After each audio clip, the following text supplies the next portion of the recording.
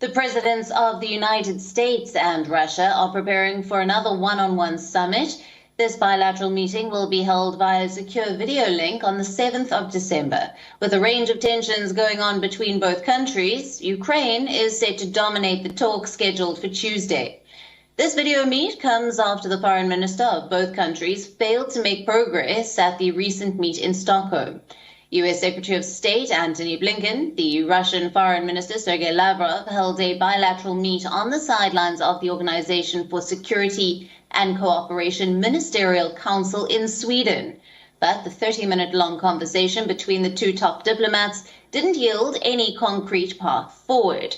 Ahead of the virtual bilateral, the Kremlin has called the U.S. and Russian relationship, quote-unquote, lamentable. Now, here's the full statement. The Kremlin spokesperson, Dmitry Peskov, said, and I quote, "We would need to discuss the agreements made in Geneva and have a brief look at those fully implemented and ones which require further attention. Of course, the bilateral relations will be discussed, which are still in a lamentable state," unquote. Now, the exact timing of the call has not been disclosed yet, but it is expected to last for hours, with the Ukraine being the top focus.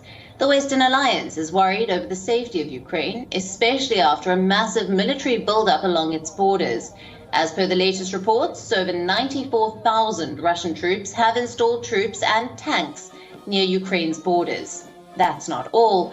Russia has recently sent more army units towards the Ukrainian border, calling it regular winter military drills. Now, tens of thousands of troops have been relocated to training grounds across a huge area in the southern military districts of the country. Parts of these districts fall along the border of Ukraine. These Russian drills involve motorized infantry units taking place on more than 30 training grounds in at least 6 different regions. Despite Russia's constant denial of any intention of invasion, the West remain alert over a possibility of an attack. Intel reports from Kiev and Washington, D.C. suggest that Russia could launch an invasion with as many as over 100,000 troops, and the offensive might happen by as early as 2022. Now, this is what the report suggests. When asked about the intel reports of a possible Russian invasion, this is what President Biden said.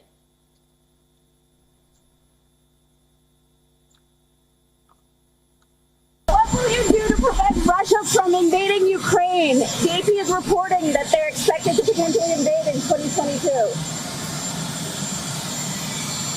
We're aware of Russia's actions for a long time, and my expectation is we're going to have a long discussion. Do you accept Putin's red line on Ukraine? I don't accept anybody's red line. Now, for more on this story, we are being joined by our correspondent, Susan Teherani from New York. Thanks for being with us, Susan. Take us through what we are expecting from this video meet between President Biden and President Putin tomorrow.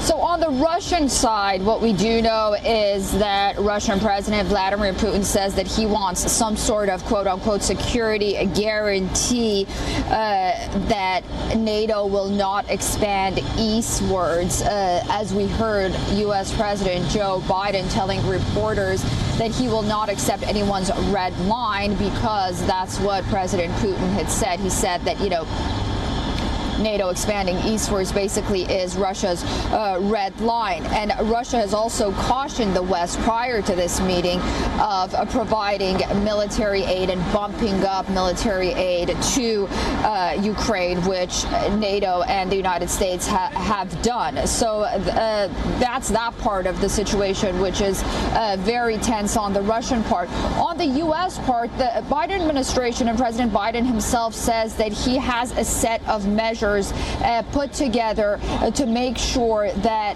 Russia does not take any sort of ground offensive or any sort of action and aggression against Ukraine. Now, he could take a set of economic measures and sanctions, and lawmakers on Capitol Hill, both sides of the aisle, have made very clear that they want the president to be very tough on Russia. Some of those measures could be, for example, targeting Russia's oil and gas sector, which the United States has not done and yet targeting the Russian international banking system because it uses SWIFT and maybe knocking it off of the SWIFT banking system. That's a very aggressive measure if the United States decides to take it.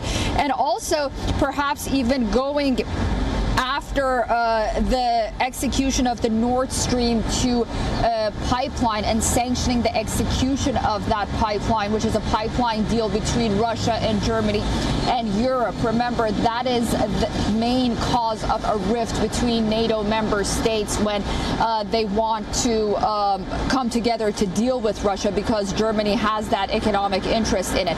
So those are a set of measures that we're thinking that the Biden administration will talk about and put forth. We'll have to wait and see how strong of a stance the United States will take. But some believe that Vladimir Putin will not make that offensive.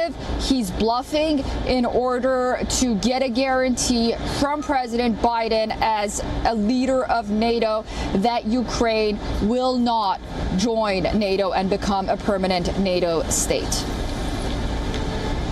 Susan, thank you very much for joining us with all the latest details on that upcoming meeting tomorrow. WION now available in your country.